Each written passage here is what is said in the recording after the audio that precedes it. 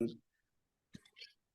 right, let's make a formal introduction for our listener. Good afternoon, John. My name is Claudio, and I'm calling you from Washington, D.C., from the studios in Fairfax City. We're very humble and grateful that John Hackett accepted our invitation to our show. John, welcome to the show. Thank you very much. It's lovely to be here, Claudio, with you, as it was. And thank you. Thank you. And everyone else who's watching. Who's watching this later on, right? Yeah. Let's go back to the beginning. John, were you born like in a musical family? How old were you when you perhaps began taking, I don't know, guitar lesson, piano lesson, that sort of things? Okay, yeah. I mean, it started out really for me when I was 12. I mean, I didn't really sort of take a great interest in music before I was about 12 years old. But my brother, who is 5 years older than me, so he'd have been about 17, he had a friend who called Gordon Greenaway, who sold me a guitar. I decided I wanted to take up the guitar because Steve was playing guitar and you know, did it really well and sounding really great. And so I bought this guitar for £5, I think it was at the time. And Steve taught me how to play House of the Rising Sun, which is a great thing to learn on the guitar to start off with, because you have to use lots of sort of picking with the plectrum and some interesting chords, you know, A minor and C and all the rest of it. And that's what kind of got me started into the music side. Going back even further, the way the whole thing started was actually with our father, Peter, who's no longer with us, but the story was that our family emigrated to Canada back in 1957, it was. So I was 2 years old at the time, and I don't really remember anything about it, unfortunately, but Steve does. He was 7, and he loved his time in Canada and liked going to the beach after school and everything, and was really settling in. We'd gone out there my father had gone on ahead to find somewhere to live and get a job. And we went out and joined him, me and my brother, my mother, June, and her sister, Betty. But after about 4 months, my mum got really homesick for London and came back. And Dad had to stay on to work to pay for the passage to come home. So when he eventually did come back, which was about a year later, he came back with this enormous, great black box, which looked a bit like a coffin, really, but it actually contained a guitar. And I think it was a bit of a beast, actually, because the strings were very, very high. You know, the action, it wasn't the easiest of guitars to play. But anyway, it was a start, and Steve took a bit of an interest in it. And it kind of grew from there. I mean, our dad was actually an artist. He wasn't a musician as such, but he did play the harmonica. He could knock a tune out of the harmonica, and he used to play clarinet when he was younger, but he'd given that up by the time when I was around. So that's kind of how the guitar thing started in the music, and that's what got Steve interested in it. And then I came into it, as I say, when Steve started to teach me the guitar. So I kind of started off as a guitarist. And, you know, we just used to listen to loads and loads of blues records. And I loved, you know, John Mayall, Paul Butterfield, that kind of thing. And we'd spend time we were just sharing a bedroom in a small flat in the centre of London in Victoria. And, you know, we'd be swapping blues licks and trying different things. And, you know, I learned a lot just from that. And it was only when I was about 14 that I went to see King Crimson, the original lineup. My brother, again, very kindly took his little brother along to see a rock band. He's always been very good like that. He's although he's 5 years older. You know, he always used to let me tag along to his musical adventures. So he took me to see King Crimson at the Marquee Club in the West End of London.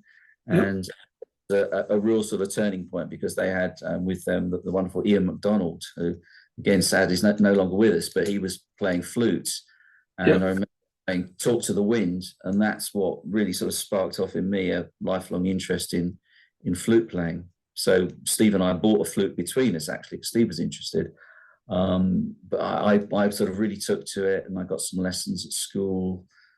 Took it very seriously, and then from then on, really, I kind of concentrated on the flute rather than playing the guitar. So there may have been an element of maybe just not wanting to copy my brother the whole time, you know, because kind of Hatton with an older brother. So we kind of had a different route, really, because Steve was completely self-taught, which is quite extraordinary, really, the natural musical talent that he's got. He was born with, quite extraordinary. But he just taught himself, and he was just off, copying from records. And we used to listen to a very wide range of music, So 1 minute it'd be blues, the next minute we'd put on something. You might be Segovia playing classical guitar, then some, Scarlatti harpsichord sonatas, whatever, a real mixture of things. And so, as I say, Steve was self-taught, but I went the more sort of traditional route, and I took school. Eventually, I went on and studied music at university. So, although we didn't come from an overtly, a family of musicians as such, but it was a very kind of creative household, I think, because my dad originally was, he had an office job that he didn't really enjoy. And he decided he started to sell paintings at the weekends, which you can still do in London, by Hyde Park. There are railings, and used to put the paintings up on the railings at weekends, and began to sell, quite a lot of paintings, and was in the end making more money out of that than he was out of his office job. And I mean, this was in his 40s, so it was quite a risk, but he decided to chuck in the steady job and go for the life of an artist. So it was quite a creative household, because he'd be painting away in the it was only a small flat, so he just took over the main lounge living room, and we'd be we shared a bedroom, so we'd be in the other room making a racket on the guitars, and then me with my flute and everything. But it was a lovely creative atmosphere. Wow, amazing. And then so eventually you finish high school, right? Oh, amazing. It's extraordinary, isn't it? Oh, and never mind that he was, the lead guitarist of Genesis, but he, I don't know, he's 70 or whatever. He's playing better and better. It's amazing. Yeah. Amazing. Yeah. He's very talented. Plus, he played with a great band and so forth. So. Yeah. All right. So I think it's better now. So is it fair to say that, eventually you end up finishes the equivalent of high school here, and you needed to make a decision, musical school, and it was any pressure from your parents to, hey, forget about the music, your brother's okay, go to school and get a job? Well, interestingly, what happened was, when I first went to university, it was to Cambridge University, and it wasn't to do music; it was to do French and German, because I was actually I was better at languages. I didn't take the flute up till I was 15, which is kind of a little bit late, if you want to be an orchestral player or something. But I had made quite rapid progress on the flute, and I really loved it. But I was much better at languages, and so my teacher at school gave me the very good advice. He said, I think you should go to college and stick with languages, and then just do your music as a hobby, because you'll be much happier that way in life. And he had worked in the music business, and I think it was very good advice. It was very well meant. So I didn't take it badly at all. And so I took his advice, and I went to Cambridge, and I was there for just one term, as we call it, just about 3 months or so.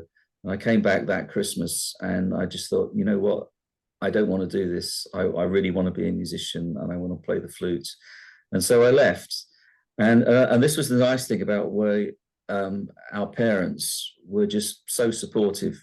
And, a lot of parents might have thrown their hands up in horror, chucking in a place at a university like that, and a possible career in the Foreign Office or whatever. I don't know, but who knows what I would have done.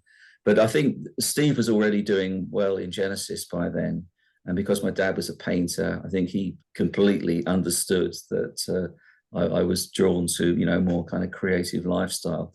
And so that was it. I left, and that was what was actually so nice about playing at the Rocking Horse Club concerts at Trading Boundaries, where you and I met recently, Claudio, because it was then that I got a call from Mike Rutherford to would I be interested to come and play some flute on a project he and Anthony Phillips were doing, and that then turned into the Geese and the Ghost. But as I said the other week, that it was almost like a sign, you know, that well, I've made this huge decision to chuck in any language studies, and then suddenly I get this call, and there I was actually, you know, getting paid to music and to the music. And the worst scenario would have been, well, you tried the music for a year, didn't work out. You were accepted to Cambridge University, which is a very good school. You could have gone back, right? But inside of you, you say, no, this is one way. I don't know. They probably wouldn't have accepted me back at that particular college, but I mean, you can chop and change, and I think there's something that's maybe isn't always very clear. Certainly in this country with young people, you know, you get these sort of, everything seems so black and white, and you've got to go this route and do that. But you know, do change direction, and they can change direction later in life. I mean, all right, if you decide you want to be a brain surgeon or an astronaut or something like that, you do have to go from an early age and really sort of go, you know, for that goal. But, you know, with lots of careers, you can actually make a change. And so I think, you know, young people shouldn't feel that it's the end of the world just because it doesn't work out with one particular direction that they've chosen. And also, if you're not happy doing something, I think I was lucky in that my parents just really wanted both of us to be happy in whatever we were doing. And, you know, we always have been. So we were very fortunate like that. That's great. I mean, in my case, I'm a computer engineer, I'm a computer scientist, and but I knew my dad had been a lot of music, an obscene amount of music. I mean, so I began listening to music, his stuff, all jazz, and when I was a baby, and sort of when I was 14, I was in Chile.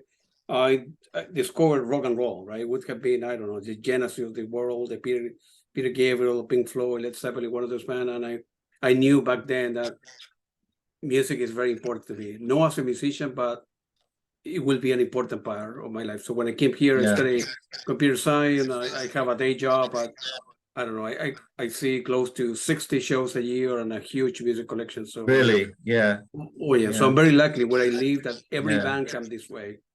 Really, and I mean literally every band comes this way. Either Maryland, Virginia, or Washington D.C.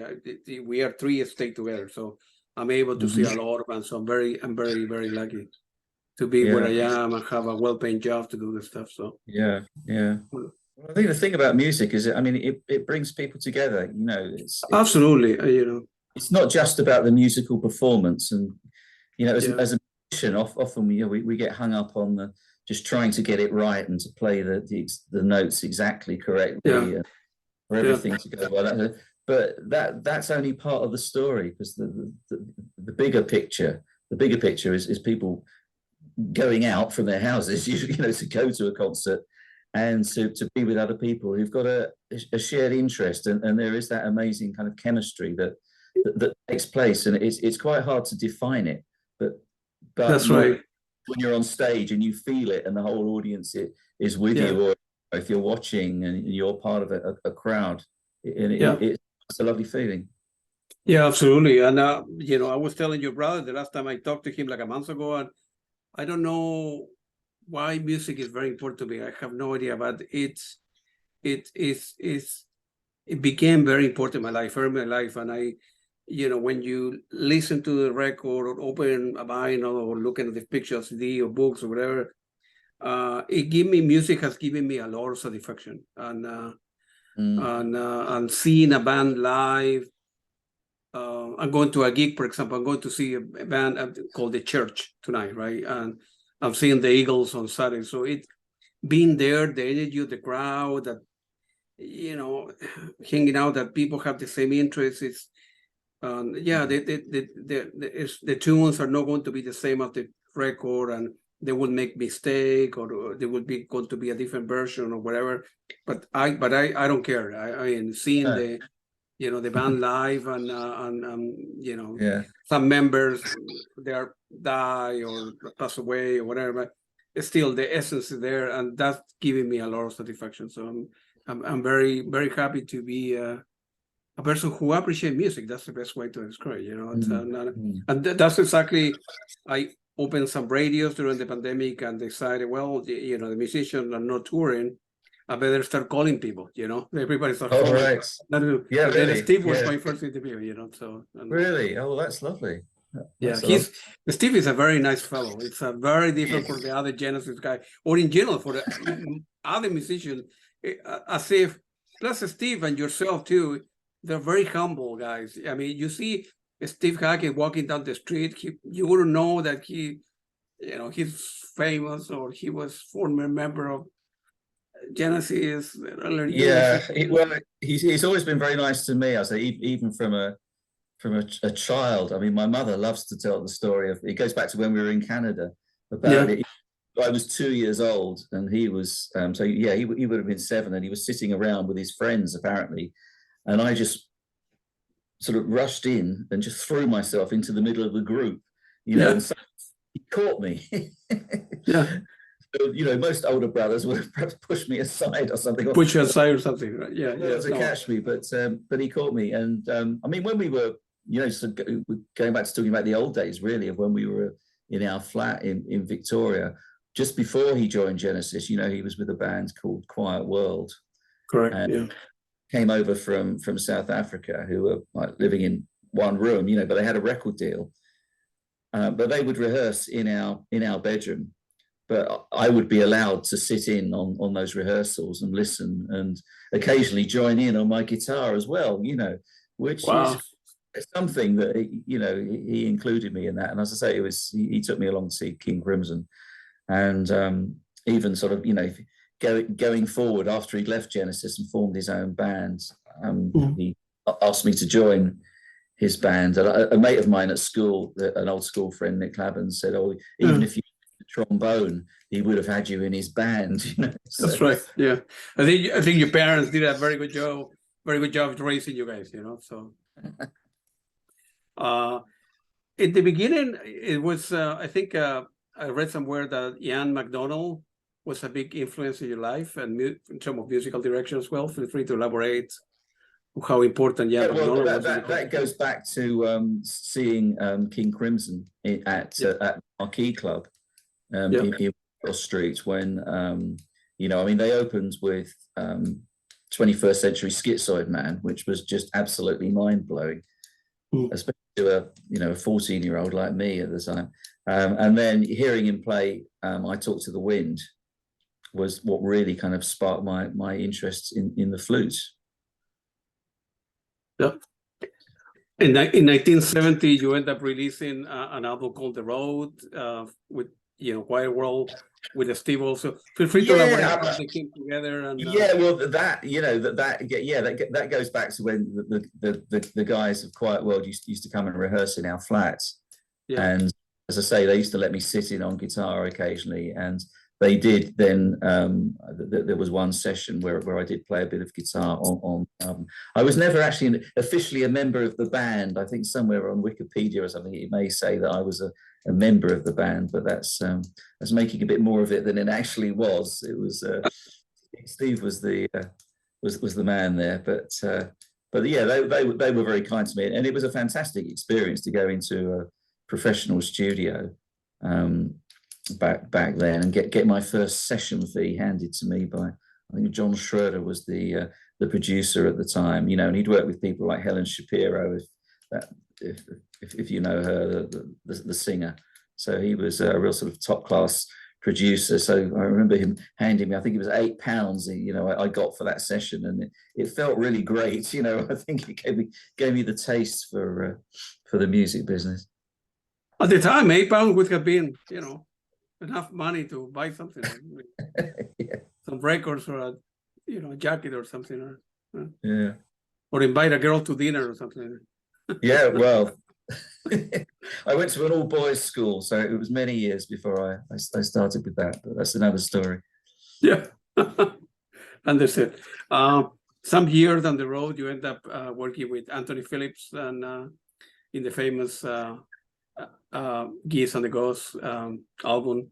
What memory do you have from those sessions? That's a so beautiful album. It's amazing, that album. It is a beautiful album, isn't it? Oh, unbelievable! Yeah. Well, it started with me going to, he had like a home studio, Send Barn Studio, I think he called it. And I went there, and it went pretty well, actually. He was very nice to work with, very encouraging. I told this story earlier to Richard, but the next time I did a session for him was on a barge in London, a place called Little Venice, and there was a recording studio on a barge, and I turned up, and as I say, the first session had gone well, so I was feeling, reasonably confident at this stage, and he handed me a flute part that he'd written for me to play, and it was just an absolute mass of dots and notes with like nines, groups of 9s, 7s, 11s notes, some really high, some really low, swooping up and down with lots of trills and almost impossible things to play. And my heart sank because I looked at this and I thought, my goodness, you're going to need to get an absolutely top class professional flute player to do this, James Galway or a Julius Baker or somebody. And then he handed me another piece of paper. He said, "Oh, don't worry, that's only a joke. This is the real flute part." And he handed me something. Oh, man.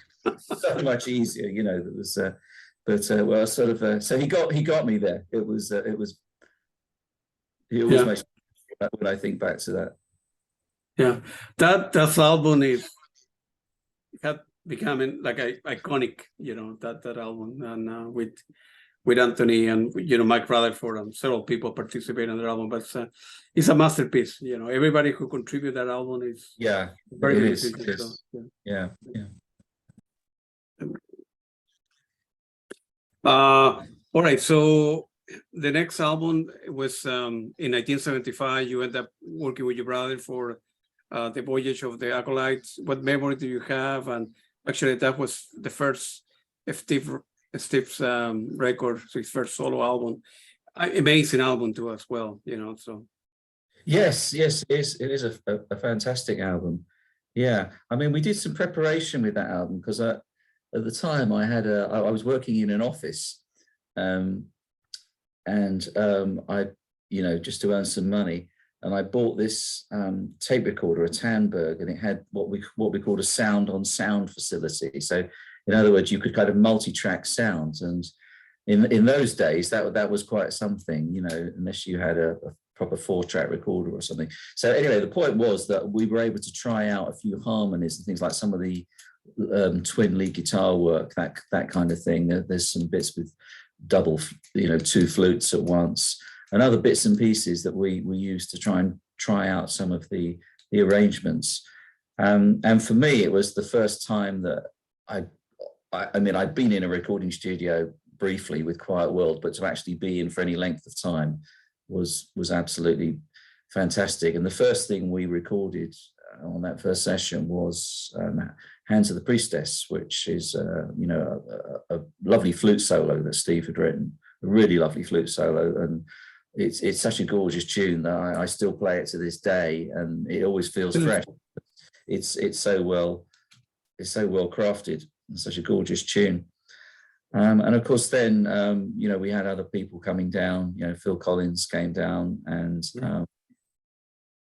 in fact, I remember there was one time we were putting down a basic track for Ace of Wands, and I was playing the 12-string guitar to kind of flesh it out a bit. And Phil said, "Oh, it's putting me off a bit, that guitar," because I was playing out of time, basically. I mean, he was a very experienced session drummer, and there was me just sort of, not quite making it. So I didn't mind a bit because, obviously very professional guys.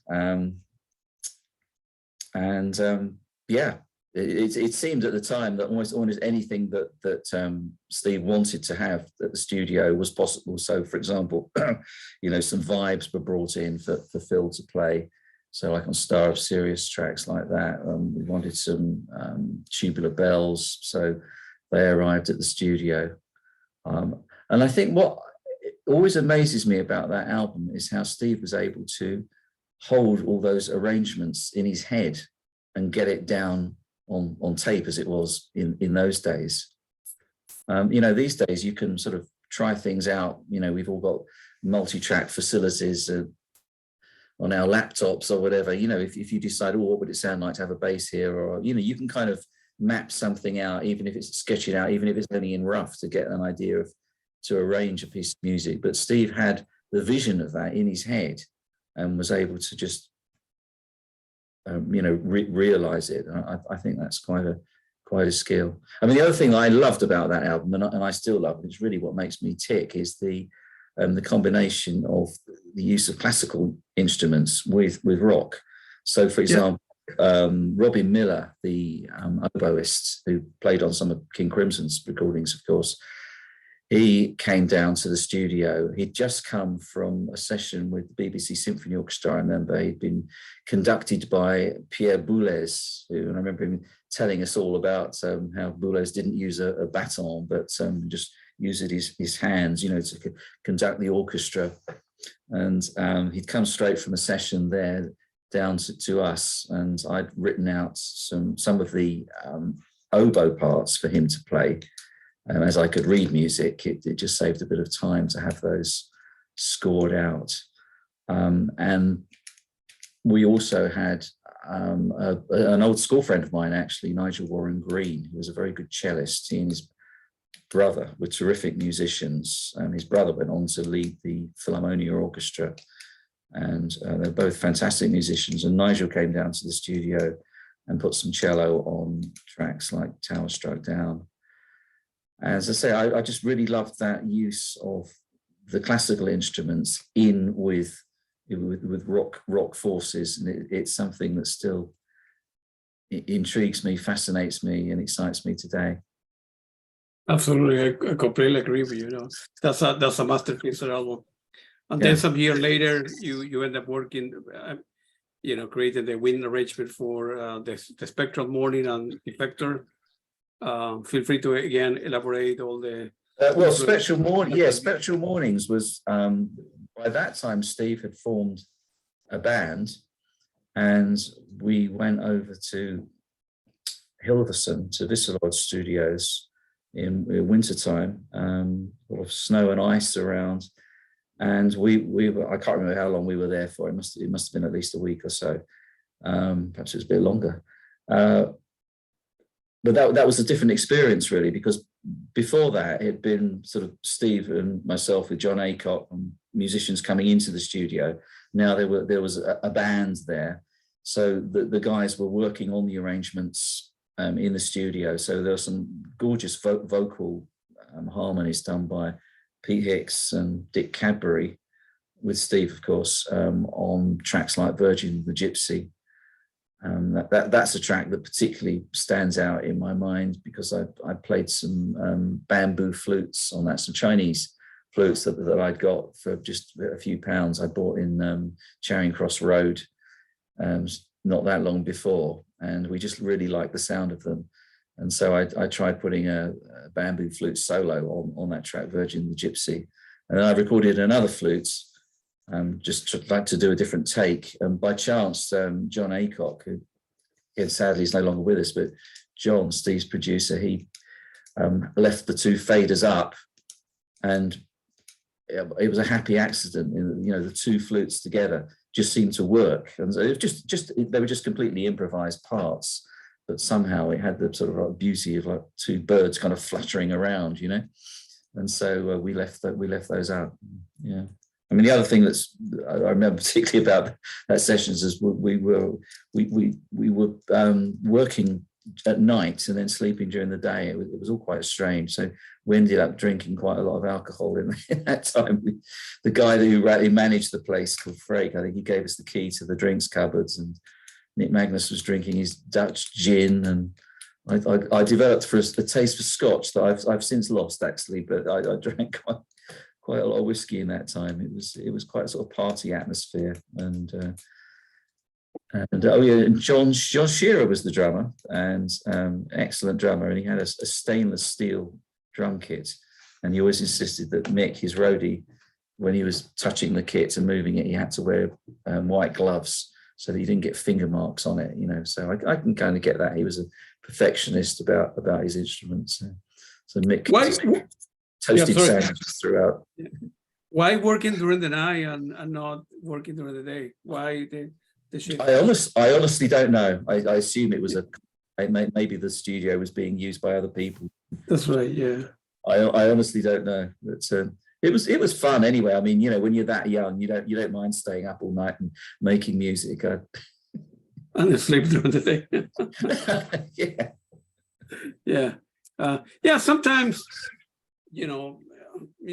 somebody will know the person in charge of the studio, and they will charge you half the fee to go night. So it's convenient, and sometimes it's free. And so. You'd have to ask Steve about that. Yeah.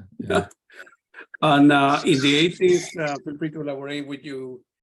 You work with Symbiosis. How did the band form, and what was the idea? Symbiosis, yeah. Well, that was an interesting one. That was through a friend. I met a guy called Clive Williamson, and he was a studio manager. He worked at the BBC, basically, on the technical side. So he was what we call a studio manager. And so, of course, he was there while they were making radio programs, and sometimes people would say, oh, you know what, we need a Spanish theme here, or we need some flute music or something. And he'd started doing some recording at his place. He had a nice little home studio with some very, very good equipment, really lovely top-class microphones, and he was very, very good with using reverb. So he got some lovely flute sounds. So basically, we got quite a few jobs doing music theme tunes for Radio 4 programs. So this is BBC Radio 4. And in fact, there was one that we did, which was called Just Three Wishes, which I wrote the theme tune for, which I hoped would make my fortune. I was hoping it would run and run, but sadly it didn't. But there we are. That's life, isn't it? So anyway, we did a lot of theme tunes, but then we also did some albums. Clive was very into the idea of using music for, and it still is, into the idea of using music for relaxation. And there was research done showing how music can affect the heart rate and the body. And if you listen to calming music, it will help calm you down.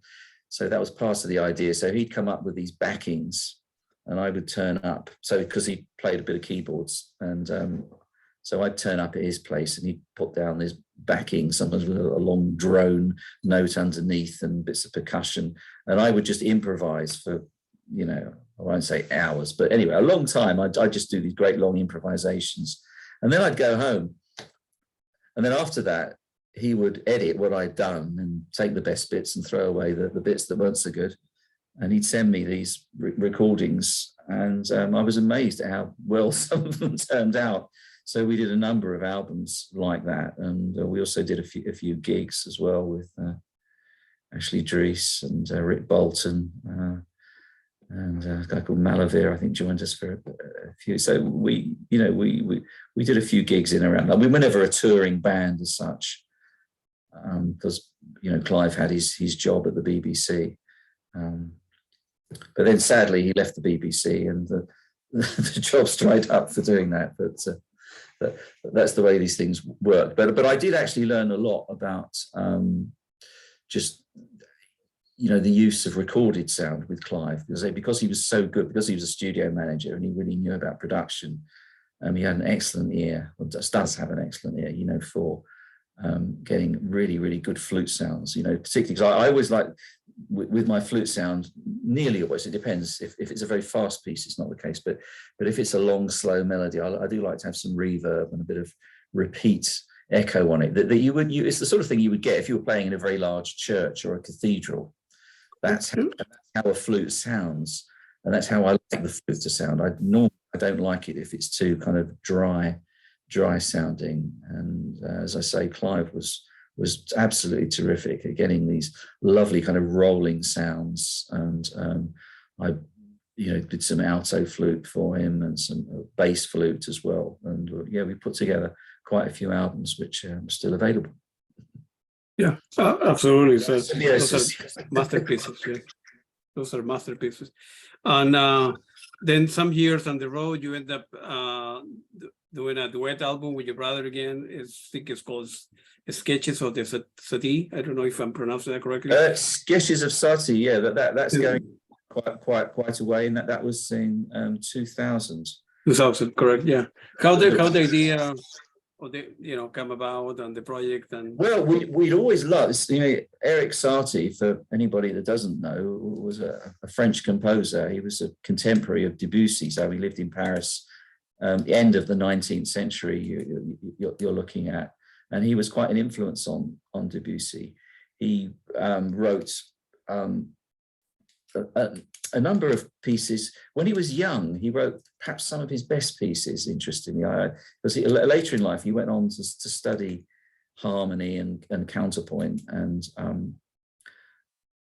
I've always thought that some of his earlier pieces, like the Trois Gymnopédies, as they're called, and the Nocienne, which are earlier pieces, are actually some of his better ones. But anyway, that's another story, really. But we always loved his music anyway. So we used to have, when I was talking about the old days when we were living in a flat in Victoria as teenagers, Steve came home one day with this album called The Music of the Velvet Gentleman, so called because he used to wear these velvet corduroy suits. Eric Satie used to wear these velvet corduroy suits. He was a bit eccentric. He had 7 of them, all identical, and he just wore them in rotation. And on this album was a recording of the Trois Gymnopédies, which we absolutely loved. Absolutely gorgeous piece. In fact, I think Blood, Sweat and Tears did a version of it as well. It had some fantastic flute playing on it, which inspired me, by an English flute player called William Bennett. So we'd always loved the music of Satie, and so Steve came up with this idea: why don't we do a duo album? And so we put this together with Steve taking because originally most of the pieces were written for the piano. So I took the top line, the melody, and Steve played the piano part, transcribing it onto the guitar. So it was quite a big project to take on. We had some help from a friend of mine, Sally Goodworth, who's a pianist that I was working with. So she was able to sketch out lay down the piano parts to start with as a basis, and we worked from there. So, but yeah, Satie was quite a character. There's all sorts of stories about him, but apparently he only ever had one girlfriend in his life, Suzanne Valadon, I think she was called, and they got into a fight one night, and he threw her out the window, which not a nice thing to do. But fortunately, she was a trained acrobat and landed on her feet and skipped off into the night. Oh man, anyway. crazy story. Some years on the road. I'm sorry. There's all sorts of stories about him, But he spent much of his life. He was actually very poor, and I think he bought these 7 velvet corduroy suits when he came into a bit of money, but it soon got spent. He was very generous. He was always sort of taking his friends out for drinks, and he ended up. Well, I say he ended up. No, at one point he was living in something called like Le Placard. I think it was just the cupboard. So it was a room that was so small you could just sort of, if you could get the door open, you then had to climb onto the bed to sort of get into the room. It was just tiny, but it was very cheap. So that was how he was able to get by. Oh, amazing story. And some years on the road, you end up putting together the Hacktrax record label. How the idea arose and what was the purpose of that? Yeah, well, that was after I moved up here because I live now in Sheffield, which is north of London. It's about 3 hours drive from London. We moved up here, and I had a complete sort of change. Really, I'd had a difficult time because I'd had an injury to my back and my neck, and I just felt like I needed a complete change. So we moved from where we were, which was in Aylesbury, and we moved up here, and I wanted to start something new. And so we started up just like a lot of people do, have done, is just a self-publishing means of getting your music out there. So I did an album called Velvet Afternoon, which was pieces for piano, but they were original. So they're pieces that I had written and I recorded that with Sally Goodwith, who I just mentioned. And I'd done a lot of the groundwork for it by, I used to, when we lived in Aylesbury, there was a canal there, and I used to wander up and down the canal with, in those days, it was like a handheld dictaphone, as we called it. I mean, these days you'd record it on your mobile phone, but I just wanted some sort of mobile recording device, and I just walk up and down the canal, and I'd be singing little tunes to myself, and then I'd come home and then turn them into, pieces, adding harmony and everything. And Sally would make up piano parts to go with my melodies, and we put a whole album together, which again involved Clive Williamson. He did the recording of that, did a very good job on the recording and editing of it. And then from then we went on and put out other albums. I mean, in more recent years, I've worked with my guitarist friend Nick Fletcher, who's the fantastic lead guitarist in the John Hackett band. And Nick and I put out some classical albums. Overnight Snow was one of them, The Hills of Andalusia. He's also done some solo albums, some solo guitar albums that we put out on Hacktrax. So it's just a way of, it can be very difficult to get record deals and organize it and everything. And it was just a really nice way of being in control of, your creativity. Yeah. Have you already been involved? And I think Anthony Phillips did a lot that create music for commercial TV. People create like a library, and they end up selling the library to I don't know. No, I haven't really. I mean, soundtrack where they can be used. No, I mean the only time that I got close to anything like that was when, as I say, when Clive Williamson was working at the BBC with Symbiosis. So that's back in the early 80s. I've not done anything like that. Oh, I did once do some music for a documentary film, actually. That was back in the 80s as well. Yes, I did do a soundtrack with a guy called Graham Pleath, a keyboard player. We did do but that's all. It would be an interesting thing to do. I mean, if somebody asked me, I'd be interested. It's just, it's just there's always so many other things going on, and I've spent a lot of my life teaching as well. So I mean, it's always a question of how you find time to do things. So, do you do you teach like a formal classes on a university, or you teach? No. I was always just a flute teacher, as it were, just giving lessons on the flute. So not a class teacher, but in the early 80s, I was what we call a peripatetic, which means you go around to different schools and you just give flute lessons to, mostly school children. I mean, I have taught some adults, I've taught all ages, and I'm a great believer that anyone can make some kind of progress on the flutes I've never taught anybody that couldn't eventually get a sound out of it. Sometimes people say, I haven't got the right shaped lips, but it usually is just a question of being patient and just trying and finding a way for somebody to start to make a sound. So and I enjoyed teaching. So I don't teach these days, but I enjoyed my time teaching. I always felt it was something very, very worthwhile. You kind of come home after a day's work and you think you've done something that's useful for the world. And so, although I wasn't trying to turn out professional flute players, but the idea is simply to, as you were saying about your love of music, just to give people an insight into what music can mean, and certainly for younger people as well. I think it's a fantastic thing when they start to learn an instrument and then play in a wind band or an orchestra or whatever it is. I think you learn a lot by interacting with other people and learning that there are times when you do need to shut up and be quiet, and then other times when you need to step forward and project your sounds. And that whole sort of working together is something that is often, I mean, I don't know what it's like in the States these days, because you do have a very strong tradition of music in schools, don't you? But certainly in this country, with all the cuts and everything in education, music does tend to get sidelined, unfortunately.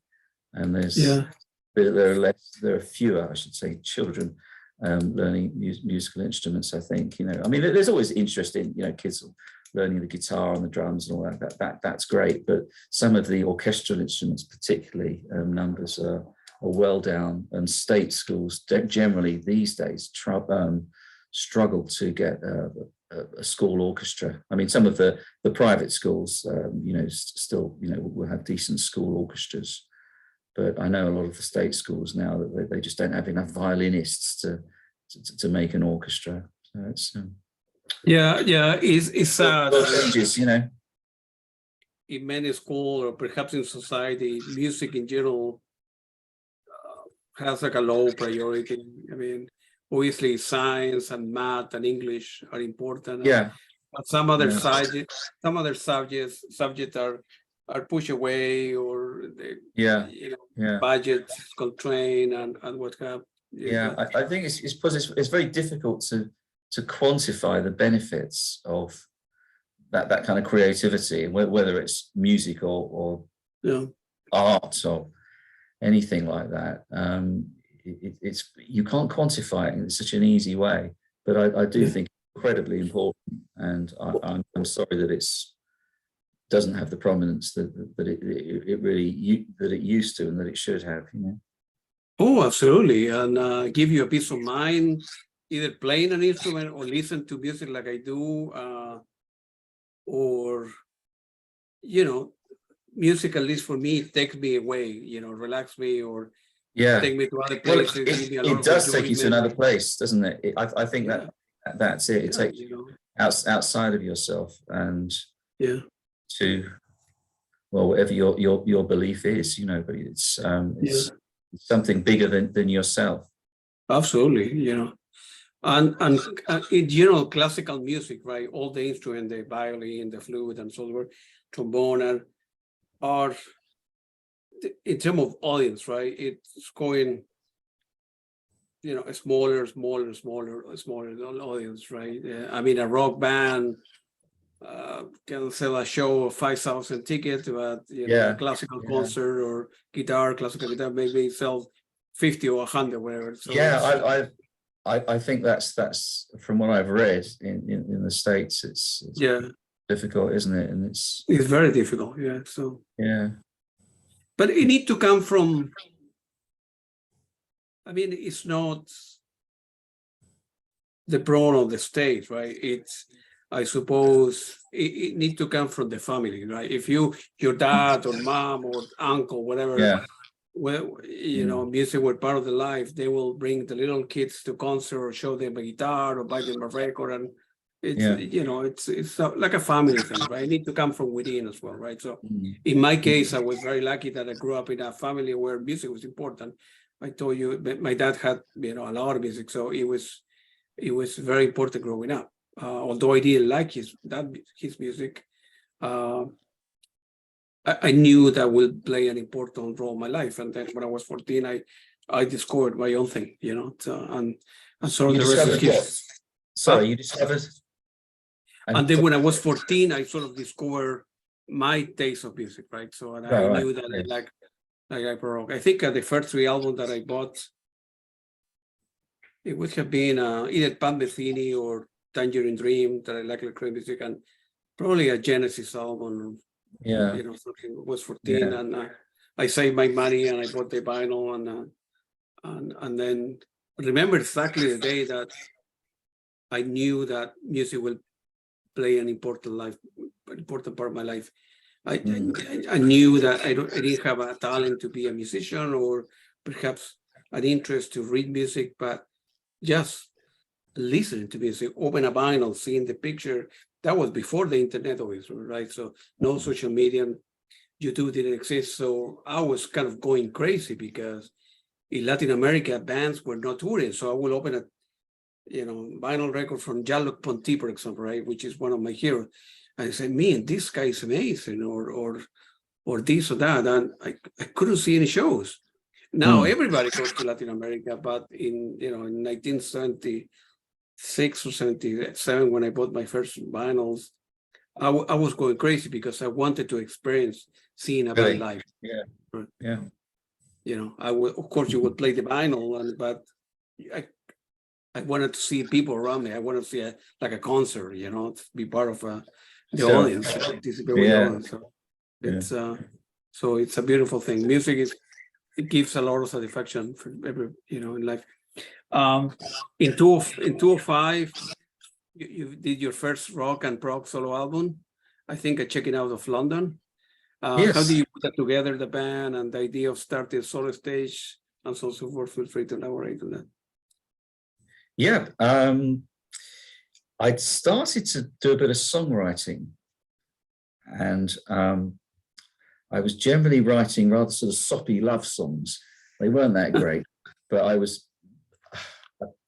I'd got a multi-track recorder that when we moved to Sheffield here, I bought this thing, and I was putting down some sort of demos of things, and I played it to a friend of mine. This is Nick Clabban, who I was at school with, and he listened to this stuff. He said, yeah, it's okay, but I think I need to write some lyrics for you.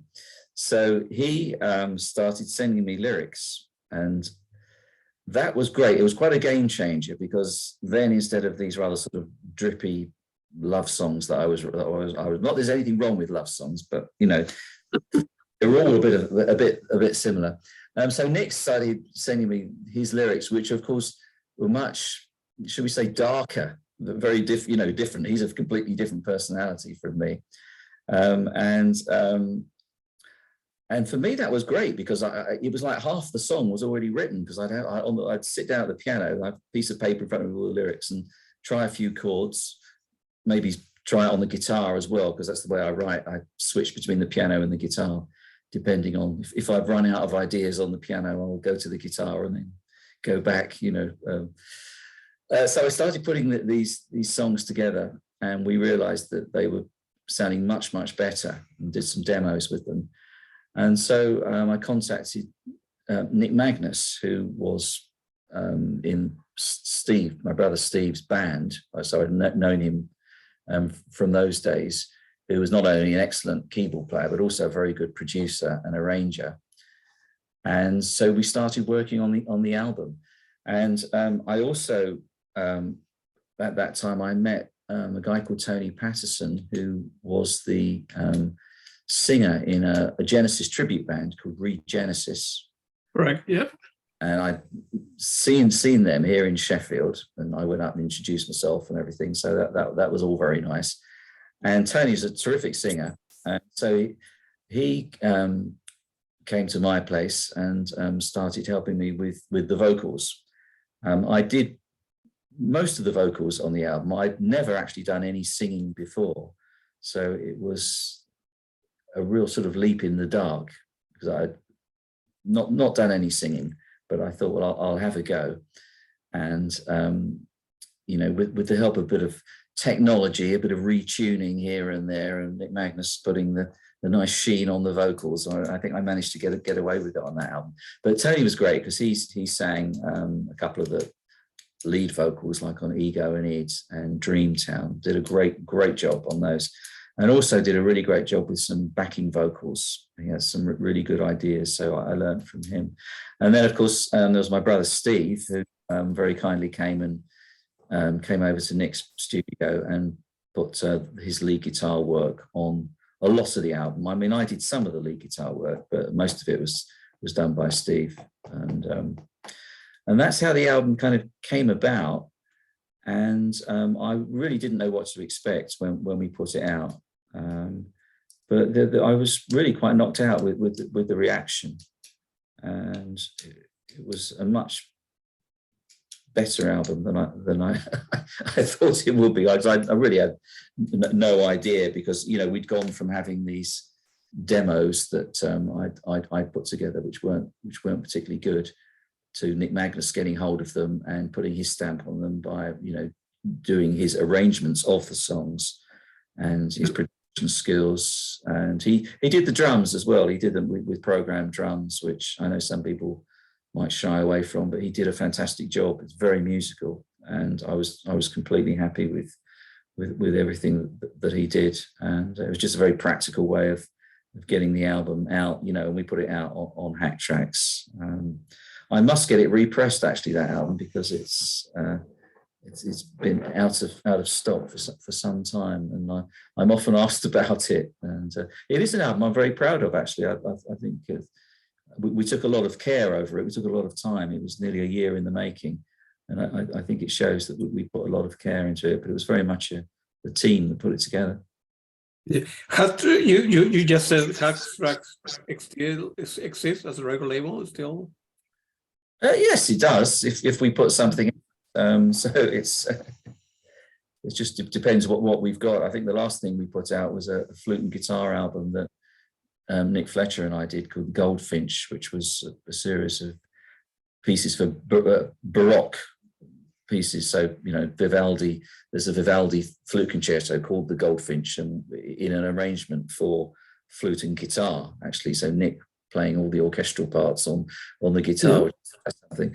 But yeah, that was, to my knowledge, off the top of my head, I think that's the last thing we put out on Hacktrax. But yeah, I mean, it's... I will send you about, when was it? About, I don't know, 6 months ago, or I don't know, around Christmas, I don't remember. I interviewed another great musician, a classical guitarist from Italy. I will send you the link for you to check it out. Yeah. She's very good. And I think the two of you, it's like the same personality, will get along.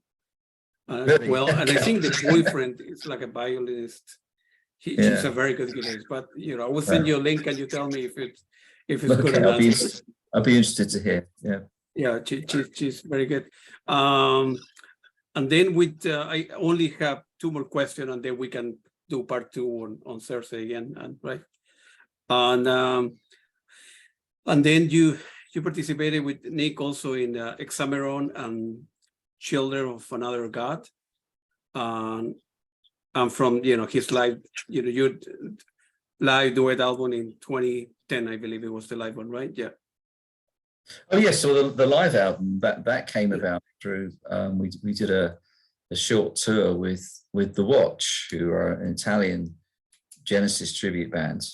But they also original material that I honest to that.